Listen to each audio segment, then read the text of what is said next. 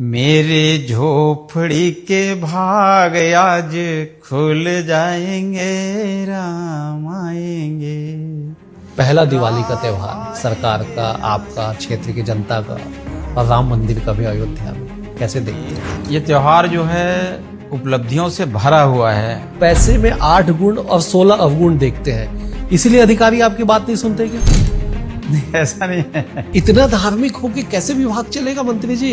विभाग तो चल रहा है और बढ़िया चल रहा है। परहित सरिस धर्म नहीं भाई।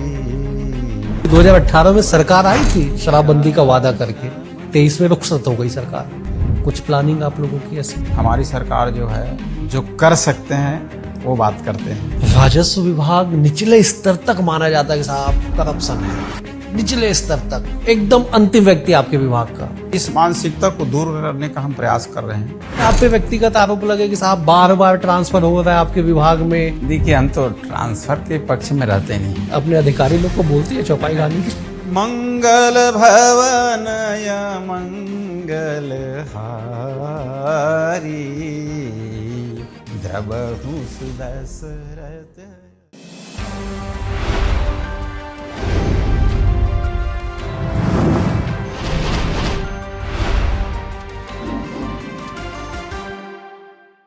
नमस्कार, हमारे खास कार्यक्रम में आप सभी का स्वागत है। मैं हूं डॉक्टर अवधेश मिश्रा।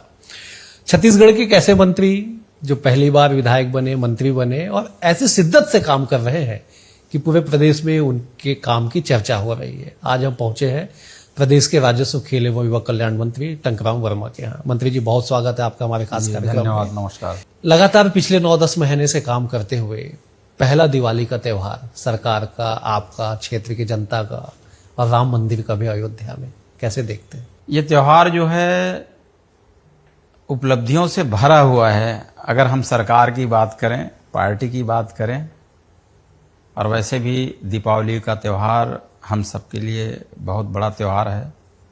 भगवान राम के वनवास के बाद अयोध्या पधारने का सारा नगर जो है दीपक की रोशनी से सराबोर, और हम सब इस त्यौहार को बड़े धूमधाम से मनाते हैं। माँ लक्ष्मी के त्यौहार, धनतेरस, और ये भारतीय जनता पार्टी की सरकार के बाद पहला दीपावली है। तो हमारे प्रदेश के मुखिया, हमारे विष्णुदेव साय जी ने इस समय, इस पीरियड में उनकी बड़ी उपलब्धि रही। चाहे हमारे खास तौर से हमारी जो गृह लक्ष्मी है, महतारी वंदन योजना, जिनका लाभ उनको मिल रहा है। आज हर महिलाओं के चेहरे पे खुशहाली है, मुस्कान है। और सीधे प्रधानमंत्री से भी बात की है महतारी वंदन का, जिसको लाभ मिल रहा है। मुख्यमंत्री जी से तो मिलते ही रहते हैं।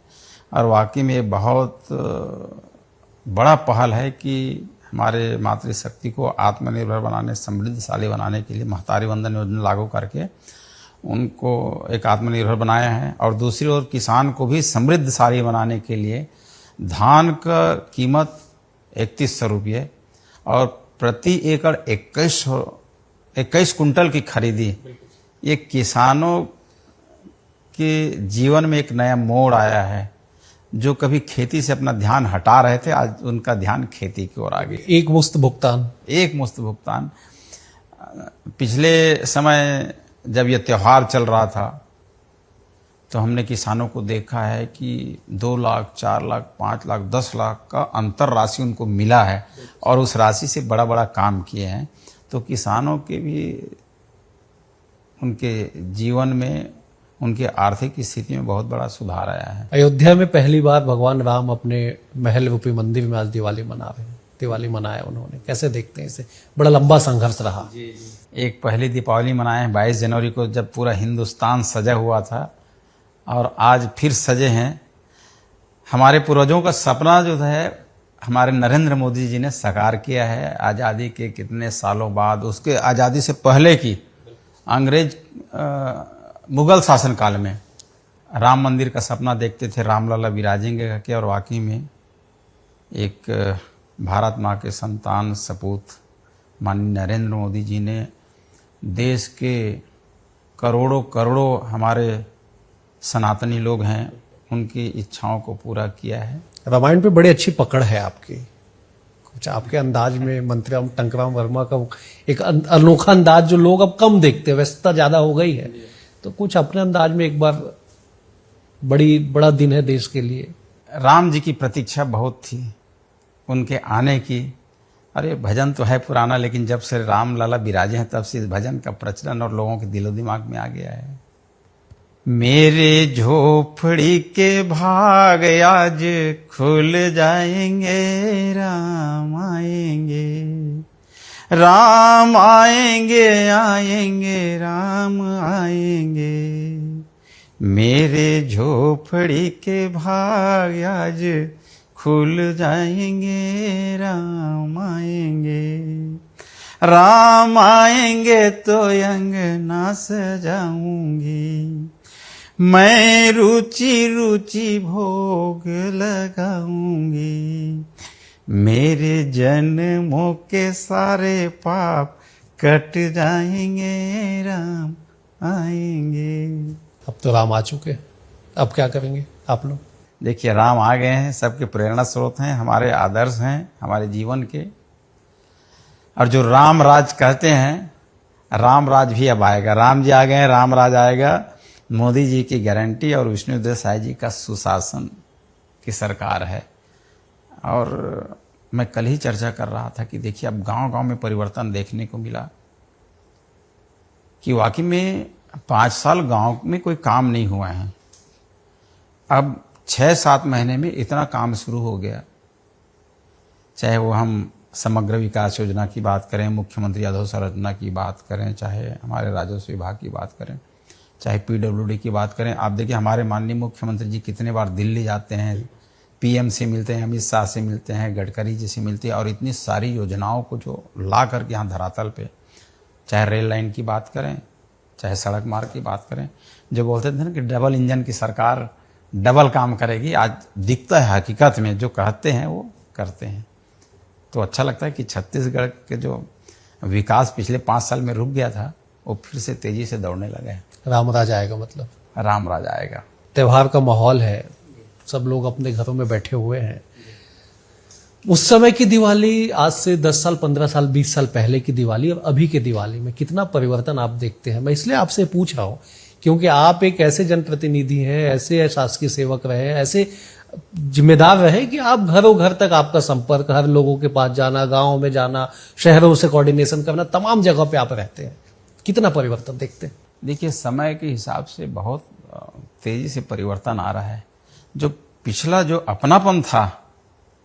अपनापन जो था वो कहीं ना कहीं गायब हो रहा है।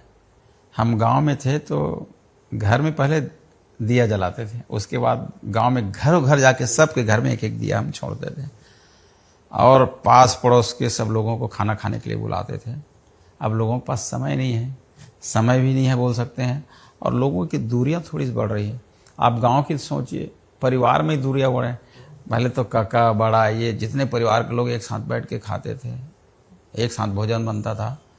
अब ये बोल सकते हैं ये आधुनिक युग आ गया और आर्थिक युग भी आ गया है ना। तो जो अपनापन था वो थोड़ा कहीं ना कहीं अब संस्कारहीनता के कारण भी बोल सकते हैं। आज जितने पढ़ना लिखना अच्छी बात है, मैं उसके लिए हमारी सोच नहीं होना चाहिए, लेकिन हमारी जो संस्कार है वो पुराना होना चाहिए। जो हमारे पूर्वजों ने दिया संस्कार उसको बचा कर रखना है। सोच नया हो सकता है, विचार नया हो सकता है, पर हमारे संस्कार पुराने होने चाहिए। और आज जो भी परिवार और समाज में जो घटनाएं घट रही है वो केवल संस्कारहीनता के कारण ही है। हमने बच्चों की पढ़ाई के ऊपर सारा ताकत लगा दिया। हमने जितना ताकत बच्चों की पढ़ाई के ऊपर लगाएं, यदि उसका हम 25% ताकत उनके संस्कार पे लगाएं तो जीवन सुधर जाएगा, परिवार सुधर जाएगा। आपने कहा आर्थिक शब्द का आपने इस्तेमाल किया। आर्थिक स्थितियां लोगों की बेहतर हुई है, लेकिन पारिवारिक स्थिति कमजोर हो गई। वही मैं कह रहा था कि आर्थिक युग, लोग अर्थ के पीछे भाग रहे हैं।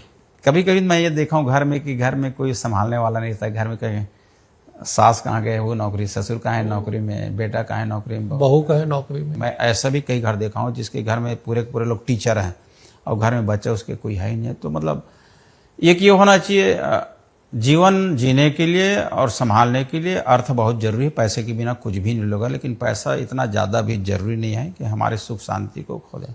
लेकिन सरकार पे आरोप लगते साहब कि पैसा, करप्शन और सरकार सिक्के के दो पहलू है, कैसे काम चलेगा? देखिए, आप नरेंद्र मोदी जी को देख रहे हैं, केंद्र में तीसरा कार्यकाल है, कोई उंगली नहीं उठा सकता। रमन सिंह जी 15 साल सरकार में रहे, न कोई आईएएस अंदर हुआ, न कोई नेता अंदर हुआ, न ईडी का छापा, न इसका छापा, कुछ नहीं। बहुत संतुलित, बहुत अच्छी सरकार चली। और उसके बाद 5 साल कांग्रेस की सरकार आई, उसका क्रम देख रहे हैं। आज भी लोग वहीं जेल की रोटी खा रहे हैं, कई आईएएस, कितने विधायकों के यहाँ छापा। तो अवसर जो मिलता है, अवसर का भरपूर उपयोग करना चाहिए प्रदेश के, देश के समृद्धि में, लोगों की सेवा में। कोई आईएएस है या कोई नेता है, विधायक है, मंत्री है, तो सिर्फ इसलिए बना है कि जनता की सेवा करें। और गलत तरीके से आप संपत्ति अर्जित करोगे तो एक न एक दिन वो निकलेगा। पैसा जब आता है तो अकेले आता है, और जब जाता है तो सब कुछ लेके जाता है। शान शौकत, मान सम्मान सब लेके जाता है। मेरे यहाँ पिताजी बहुत अच्छा, मैं जो भी है आज पिताजी के कारण वो बोलते थे कि बेटा यदि पैसे में 8 गुण है ना, तो 8 गुण है तो 16 उसके अवगुण हैं। और पैसा जीवन में उतना ही चाहिए जिससे काम चल जाए। मैं पहले बहुत मेहनत करता था, तो मेरे मेहनत को देख करके पिताजी घबरा जाते थे। खेती किसानी भी कर लेता था, ट्रैक्टर चलाने चल लेता था, मैंने एकदम लगा रहता, तो मेरे को मना करते थे कि ये सब छोड़ो, इतना ज़्यादा मत खोआ। अच्छा, यही कारण है क्या कि आप पैसे में 8 गुण और 16 अवगुण देखते हैं, इसीलिए अधिकारी आपकी बात नहीं सुनते क्या? नहीं, ऐसा नहीं है। उनको तो सभी गुण ही गुण दिखाई देता होगा। अधिकारी बात सुनते हैं। और देखिए, मेरे उस पे है, मैंने अपने सिस्टम में बना के रखा था कि भी गलत काम मेरे से नहीं होगा, और गलत काम के लिए कभी मैं बोलूँगा नहीं। सही काम, और सही काम को मैं करा के रहूँगा। मेरे को नियम कानून कोई समझाएगा नहीं, बताएगा नहीं भाई। मैं कह नियम कानून में जीवन अब गुजर गया है ना। और हम गलत काम कभी बोलेंगे नहीं। हम गलत काम को रोकने के लिए हमेशा दबाव बनाते हैं, चाहे वो अवैध खनन हो, शराब का हो, सट्टा का हो, जुआ का हो। हम अपने क्षेत्र में बिल्कुल बंद करा के, मैं सब जगह जहाँ भी जाता हूँ कि मैं कहा बर्बादी का सबसे बड़ा कारण नशा है, चाहे परिवार का, समाज का। तो मैं कहा नशा को रोकना जरूरी है। आज परिवार जो है बर्बाद हो रहे हैं। तो हम सही काम और सही बात करते हैं। कुछ विचार चल रहे नशाबंदी, शराबबंदी को लेके? क्योंकि 2018 में सरकार आई थी शराबबंदी का वादा करके, 23 में रुखसत हो गई सरकार। कुछ प्लानिंग आप लोगों की ऐसी? हमारी सरकार जो है, जो कर सकते हैं वो बात करते हैं, है ना। नशाबंदी बहुत बड़ा काम है। एक साथ नशा मुक्त नहीं किया जा सकता। मैं जैसे गांव में जाता हूं तो बोलते हैं कि दारू भट्टी को बंद कराओ, दारू भट्टी बंद कराओ। मैं कहा दारू भट्टी को बाद में बंद कराओ, पहले दारू पीना बंद करो। मैं यही बोलता हूँ। मार्केट में जाते हैं, 10 तरह की सब्जियां रहती है, वहाँ पे मछली मांस सब रहता है, पर हम तो लेते हुए हैं जो हमको पसंद है। बिल्कुल। अरे कोई खरीदने ही मत जाओ, वो दारू भट्टी चलेगी नहीं, उसको भागना पड़ेगा। लेकिन दारू का दुकान, शराब की दुकान ही ऐसा है जो बिना वास्तु शास्त्र, बिना मुहूर्त के खुल जाए तो लाइन लग जाती है। अच्छा, मरघट में खोल दें, कहीं भी खोल दें, लोग वहां जाते हैं। इसके लिए मैं ये सोचता हूं कि अपने को जागरूक होना पड़ेगा। और इस नशा से तो बहुत लोग बर्बाद हो रहे हैं। मैं आए दिन देखते रहता हूं, युवा नशा की चपेट में है, और आए दिन जो एक्सीडेंट हो रहा है उसका 90% कारण वही है। अपराध भी बढ़ रहे, उसमें नशा का एक बड़ा योगदान है। बोलते हैं ना कि यदि शर्ट का एक बटन गलत लग जाए तो आप लाख प्रयास कर लो, बाकी बटन को ठीक कर ही नहीं सकते। एक बार आप नशा में चले गए, ये पहला दरवाजा है, उसके बाद सारे अपराध के दरवाजे खुल जाते हैं। कैसे संभलेगा? कानून व्यवस्था पे भी लगातार सवाल उठ रहे हैं। 4-5 जिलों का उदाहरण हो गया, बड़ी घटनाएं, बड़ा बवाल, कैसे संभलेगा? देखिए, सरकार अपना काम तो करेगी, लेकिन हमारे जो सामाजिक संस्थाएं हैं, स्वयंसेवी संस्थाएं हैं, नशा के खिलाफ में उनको एक वातावरण बनाना पड़ेगा। जो एक इससे परिवार और समाज को जो नुकसान हो रहा है। मैं जहाँ भी जाता हूँ, वैसे राजनीतिक भाषण तो करता ही नहीं, मैं अभी भी बहुत कम करता हूँ। बिल्कुल। तो मैं राम कथा और भागवत कथा के ऊपर से और ये सब कि हम अपने परिवार को कैसे और समाज को कैसे अच्छा बनाएं, उस पे मेरा स्पीच रहता है। मैं कोशिश करता हूं कि मतलब अपन नशा पान से बचे, ताकि परिवार की जो बिगड़ती व्यवस्था है। दोहा कुछ चौपाई सुना दे तो आनंद आएगा, ऐसा नहीं मजा, ऐसा नहीं सुनेंगे। परहित सरिस धर्म नहीं भाई, पर पीड़ा सम नहीं अध माई। जय सिया राम, जय जय सिया राम। मैं लोगों से कहता हूं कि ज्यादा आप वेद पुराण मत पढ़िए, 2 लाइन जो है ना, परहित सरिस धर्म नहीं भाई, पर पीड़ा सम नहीं अदमाई। यदि आपके किसी काम से किसी के चेहरे में मुस्कान आ गया तो इससे बड़ा कोई धर्म नहीं है, और आपके किसी हरकत से किसी के आंख में आंसू आ जाए इससे बड़ा धर्म पाप नहीं है। तो इतना धार्मिक हो के कैसे विभाग चलेगा मंत्री जी? नहीं, चल रहा है विभाग तो चल रहा है और बढ़िया चल रहा है। कितने लोगों से लड़ेंगे आप ऐसे में? नहीं, लड़ रहे हैं, सबको प्रेरित कर रहे हैं, काम चल रहा है। देखिए हमने कितना सुधार किया विभाग में आने के बाद। लोग भटकते थे, जब हम आए तो लाखों की संख्या में त्रुटियां सुधार का मामला था, तो हम कहे ऐसे काम चलेगा नहीं। हमारे डॉक्टर रमन सिंह ने जो उनके समय में जो नियम था कि त्रुटि सुधार का पावर जो है तहसीलदार के पास था, कांग्रेस गवर्नमेंट में उसको छीन करके एसडीएम को दे दिया। हम कहे भाई एक एसडीएम के पास में 5 तहसीलदार है, 5 तहसील का त्रुटि सुधार एसडीएम कैसे बैठ के करेगा? हम कहे वापस किया जाए, तो उसको वापस किए। लोक सेवा गारंटी अधिनियम में जोड़े कि भाई जो अविवादित प्रकरण है जिसमें कोई विवाद नहीं है, 3 महीने के अंदर उसका नामांतरण, बटांकन, सीमांकन जो है उसको निपटाओ। अगर विवादित है तो उसको 6 महीने के अंदर, अगर नहीं करोगे तो तुम्हारे ऊपर कार्रवाई होगी। ये लोक सेवा गारंटी अधिनियम में। राजस्व विभाग निचले स्तर तक माना जाता है कि साहब करप्शन है, निचले स्तर तक, एकदम अंतिम व्यक्ति आपके विभाग का। कैसे, कितना बड़ी लड़ाई आप? इस मानसिकता को दूर करने का हम प्रयास कर रहे हैं। जो लोगों की मानसिकता बनी हुई कि बहुत भ्रष्ट विभाग है, पटवारी सुनता नहीं है, बिना पैसे काम, तो इसीलिए इसको लाए हैं कि त्रुटि सुधार का पावर वो कर दिए, लोक सेवा गारंटी अधिनियम में ले आए। अभी एक नया टेक्नोलॉजी जियो रेफरेंसिंग का काम चल रहा है पूरे प्रदेश में, 8-10 जिले में हमारा कंप्लीट हो गया है। जियो रेफरेंसिंग से सीमांकन, बटांकन का काम हो जाएगा, जो सीमा विवाद रहता है वो खत्म हो जाएगा। जीपीएस सिस्टम लागू हो गया, ई गिरदावरी हो गया कि जो फर्जी जानकारी भेज देते थे, जहाँ कुछ बोए नहीं है वहाँ भी धान बोए हैं, बोल है ना। तो ये सब को रोकने के लिए, गड़बड़ी को रोकने के लिए जीपीएस सिस्टम तुरंत वहाँ फोटो खींचेगा और अपने जो स्टेट के वो हैं उसमें आ जाएगा। कोई झूठ बोल नहीं सकता, कहाँ क्या धान है वो सब दिखेगा। भूया ऐप को लेके भी सवाल उठे थे कि साहब उसमें भी कुछ मैनिपुलेशन किया जा रहा है। देखिए भूया ठीक ठाक चल रहा है, उनके लिए जिला स्तर पे एक हमने अधिकारी भी बिठा के रखा है कि कहीं यदि कुछ त्रुटियां होती है, गलत होती है तो उसको सुधार करें।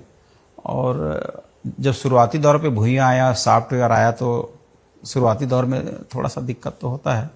ये हमारे डॉक्टर रमन सिंह जी के समय में शुरुआत किया था और आज अच्छी स्थिति में है। अब आप ही सोचिए, आप अपने मोबाइल से अपने संपत्ति को देख डालते हैं कि कितना खसरा नंबर कहाँ पे क्या है। ये बहुत बड़ी उपलब्धि है। आज आदमी जा करके कहीं भी अपने जमीन का B1 खसरा प्रिंट निकलवा लेता है। तो सहूलियतें तो हुई है और आने वाले समय में और बहुत सी सहूलियतें होंगी। अभी हम अध्ययन कर रहे हैं, जो ऋण पुस्तिका जिसको किसान पुस्तिका भी बोलते हैं, उसके जगह में एक नया चीज़ और करने जा रहे हैं। अभी अध्ययन करेंगे दूसरे स्टेट का, पर हम चाह रहे हैं कि किसानों को, भू मालिकों को कोई असुविधा मत हो, ये हमारा प्रयास रहेगा। खेल विभाग में बड़ा खेल हुआ पिछले कुछ सालों में, कैसे दुरुस्त कर रहे हैं उसको आप? डॉक्टर साहब थे उस समय, उनका शुरुआत किया हुआ था खेल विभाग में बड़ी बड़ी योजनाएं। उन्होंने स्टेडियम बनवाए, ये बनाए, बहुत सारा है इंफ्रास्ट्रक्चर जो है। और अलंकरण समारोह, उत्कृष्ट खिलाड़ियों को नौकरी, माने इतने ऐतिहासिक फैसले उन्होंने लिए। और 5 साल आने के बाद कभी बैठक ही नहीं हुई। अभी हम सरगुजा विकास प्राधिकरण का बैठक लिए तो वहाँ पे सेक्रेटरी ने बताया कि पिछले 5 साल में उसके कांग्रेस सरकार में कभी बैठक ही नहीं हुई उसकी। वैसी हालात खेल कूद विभाग का है। तो आने के बाद काफ़ी सुधार किए हैं, फिर से अलंकरण समारोह शुरुआत किए हैं, छत्तीसगढ़ क्रीड़ा प्रोत्साहन योजना लागू किए हैं, छत्तीसगढ़ की प्रतिभा को पारंपरिक खेल को उभारने के लिए, और उत्कृष्ट खिलाड़ी की हमने नई समिति भी बना दी है। और ये समिति की हमारे बैठक जल्दी होने वाली है, उसमें डिसीजन लेंगे कि हमारे जो प्रतिभा हैं, जो उत्कृष्ट खिलाड़ी हैं, बेचारे अपने पढ़ाई वढ़ाई को छोड़ करके इसमें अपना पूरा समय देते हैं, तो उनको उनका अधिकार मिलना चाहिए। जो हमारे डॉक्टर रमन सिंह ने बनाया था नियम, उस नियम को फिर से लागू करेंगे, ऐसा मैं मानता हूं। समिति में इस बात को रखेंगे। ओबीसी को आरक्षण मिलेगा नगरीय निकाय पंचायत में, कैबिनेट ने निर्णय ले लिया है, कितना लाभ मिलेगा, कितना इसका असर होगा? वो असर मिलेगा। और हमारा प्रदेश जो है ST SC OBC बाहुल्य प्रदेश है, प्रतिनिधित्व भी सरकार दे रही है, और आने वाले चुनाव में प्रतिनिधित्व करने का अवसर मिलेगा। और हमारे विष्णुदेव साय जी के सुशासन है, नीचे तक जनप्रतिनिधि हमारे भाजपा समर्थित लोग ही बैठेंगे। प्रदेश में एक उपचुनाव चल रहा है, क्या उम्मीद अनुमान लगाते हैं आप? देखिए, उपचुनाव में तो भारतीय जनता पार्टी ही जीतेगी।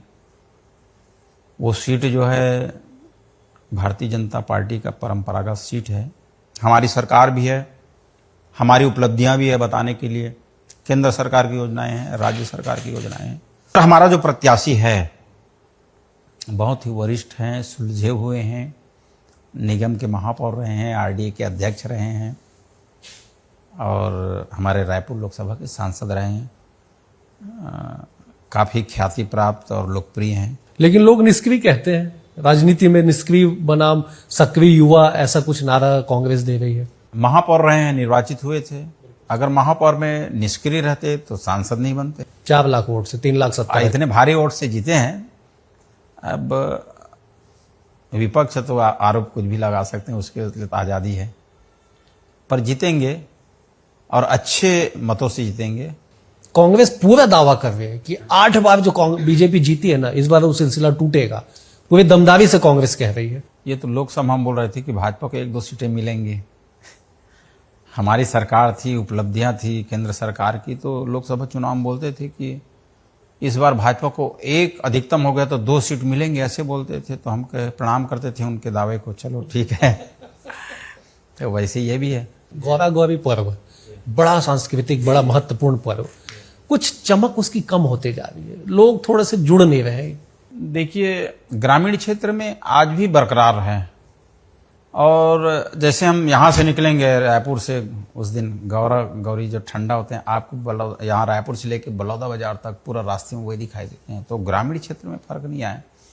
जैसे मैंने पिछले बार भी फिर कहा ना कि लोग जो है थोड़ा नशे की चपेट में आ गए, उसके कारण थोड़ा सा हमारा त्यौहार जो है थोड़ा सा किरकिरी हो जाता है उसमें। तो गौरा गौरी का पर्व है, कुछ 2 लाइन अगर आप अपने अंदाज में कुछ बता दे तो बड़ा आनंद आ जाएगा। बैठे बर छैहा बगरे मन बैठा ले, बैठे नीम छैहा मघम या छैहा ले, तरिया के पानी मन भर नहा ले, तरिया के पानी मन भर नहा ले, नरवा के पानी पी के हृदय ला जुड़ा ले, 4 पहर रथिया पर छीमा पहाले, थके हारे मन ला नवा बल बंधाले, सहर डहर के जवैया, सहर डहर के जवैया, चिकन चांदन के रिंगैया दया, माया ले जगह मोरे गाँव के। इतना धर्म कर्म भक्ति सामाजिक सौहार्द तमाम बातें आप कहते हैं, करते हैं और जीते हैं इस चीज को, खाली कहते नहीं।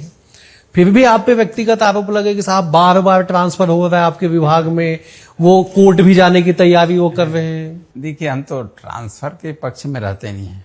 पहले बार ट्रांसफर हुआ उसमें लोकसभा का चुनाव था, उसमें निर्वाचन आयोग दिल्ली का वो आया निर्देश कि जो 3 साल से हैं जो लोकसभा क्षेत्र के निवासी हैं उसका निमंत्रण किया जाए। आपको पता है कि हर लोग अपने पास में रह के नौकरी करना चाहते थे, तो निर्वाचन आयोग के निर्देश पे विभाग ने प्रस्ताव तैयार किया। चूंकि वो तो निर्देश था, हमने अनुमोदन दे दिया। अब जो आदमी इस शहर में रहा है 10 साल से, उसको आप बीजापुर भेज दोगे, तकलीफ होगी, है ना। तो वही वाली बात है। और देखिए, राजस्व का अधिकारी बहुत महत्वपूर्ण होता है, आपको पता है ना। तहसीलदार बोल देते एक न्यायिक अधिकारी है, अब इसको हिलाना, है ना, सब प्रभाव में रहते हैं। तो हो हल्ला बहुत हुआ, और ऐसे कदम हम पहले ही बोल दिए थे कि हम तो इतने जो लोग जमे हुए हैं, अरे जो आदमी कभी बीजापुर में है वो भी सपना देखता होगा कि मैं कभी रायपुर, बिल्कुल, कभी राजनांदगांव वहाँ जाऊँ। वो भी बेचारा नौकरी कर रहा है। अब 10 साल से यहाँ बैठे हैं, इनका भी फर्ज बनता है कि मैं भी 2 साल जरा जंगल घूम के आ जाऊँ। तो जो शासन के निर्देश है उसके हिसाब से कुछ लोगों को, और कुछ प्रपोजल भी आए थे तो उसके हिसाब से किए थे। हमको पता था कि हल्ला मचेगी, किसी को यहाँ से वहाँ भेजोगे ट्रांसफर में, तो ये तो होते रहता है, ध्यान देने लायक बात नहीं। इतने संभाव में कैसे रहते हैं आप कि कोई फर्क नहीं पड़ता साहब, कुछ भी हो समान भाव से चल रहे? तो देखिए, हम एक कार्यकर्ता थे, आज भी कार्यकर्ता हैं, कल भी कार्यकर्ता रहेंगे। जैसे हैं वैसे ही रहेंगे।